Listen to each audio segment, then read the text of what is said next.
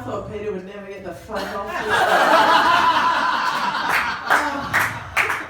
this. Sorry, I'm not Thanks for normal. that. I'll put something in you later. Now, I just want to know, I've known Owen for what, 4 years? That's when I started comedy, you reckon? Yeah, about 3 or 4 years. And it came to my attention that you don't know what the fuck I look like. So I want to pose this question to you. Like, 'cause I used to be on radio and I used to have people ringing up saying, fuck, your voice is sexy, I wonder what you look like, you know?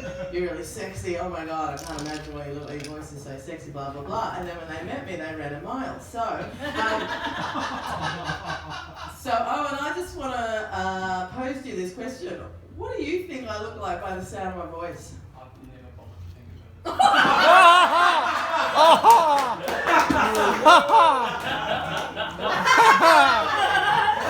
Closing.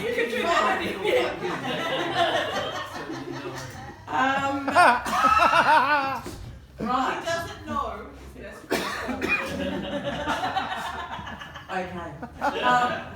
Well, I did meet one guy after he'd been listening to me for like, and ringing in for months and months. And I finally agreed to meet him after the show, and I met him, and I went to his place, and it was all really nice and everything. And then and nothing ever came of it. Nothing ever came of it. He was just like, oh, it was nice meeting you, see ya.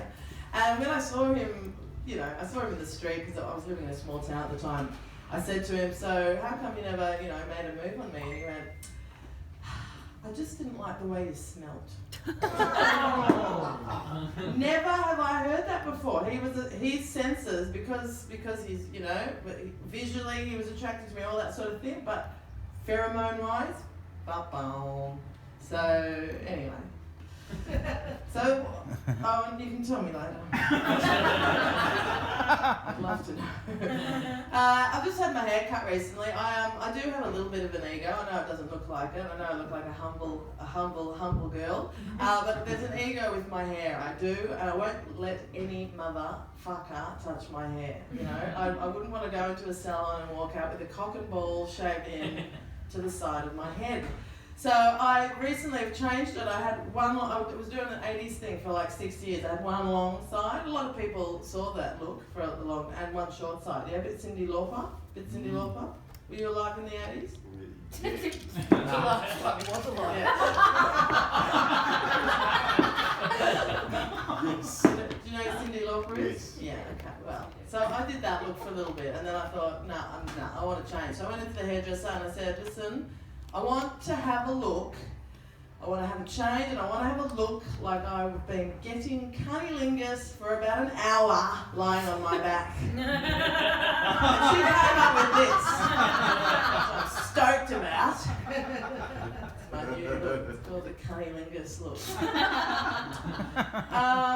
But I am feeling a bit awkward, a bit embarrassed, but a bit uncomfortable up on stage now because I made a promise to myself recently to change it up a bit on stage and not swear. So I'm feeling a bit uncomfortable about it because I like swearing. In fact, I want to find jobs where a job that I can swear every day at people, but I decided not to be a mum. So there goes that. Are you a mum? Me? Yes. Yeah? Do you swear at your kids?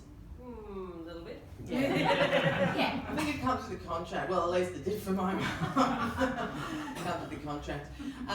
But that came about because I started seeing a guy and I wanted him to come to see a gig of mine. And we'd been dating for a bit, and we'd gone out on a few dates, and that was all good for dinner. And I'd met his friends, and his dick had been in my mouth. So I thought, you know what, it's time. And you came to a gig. But I was a bit nervous because I'd been to a gig about 3 years earlier than that, and I saw a male comedian bring a blind date to one of his gigs. Yeah. And I'm an observer, so I was watching the dynamics between these two people, and before he got on stage, they were just like, you could tell she was going to get anal after the show. You could just tell. And, there was laughter, they were sharing drinks, it was gorgeous, and then he got up on stage, and I must say, because I was quite new at that stage to the scene, it was disgusting. It was racist, it was sexist, all the ists you can imagine it was. And I was looking at her, and her face just drained.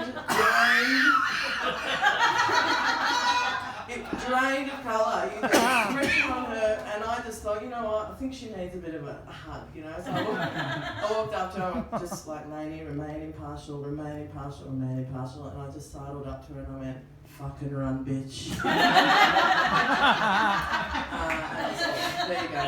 Look, that's probably my time. I don't want to do a Murphy. It's going to be cool. So there we go. Thanks.